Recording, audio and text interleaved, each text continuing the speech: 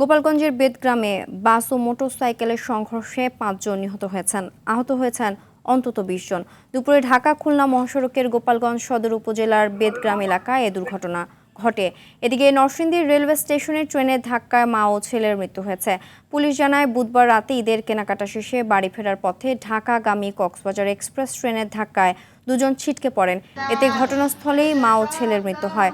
অপরদিকে যশোর সদর উপজেলার চূড়ামনকাটি এলাকায় মোটরসাইকেল, সিএনজি ও গরুবাহী নসিমনের ত্রিমুখী সংঘর্ষে একজন নিহত ও দুজন গুরুতর আহত হয়েছেন।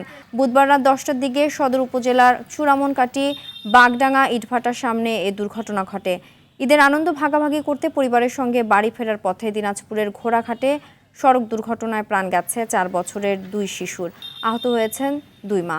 বুধবার ভোরে উপজেলার কানাগাড়ি বাজার এলাকায় দিনাজপুর গোবিন্দগঞ্জ মহাসড়কে এ দুর্ঘটনা ঘটে।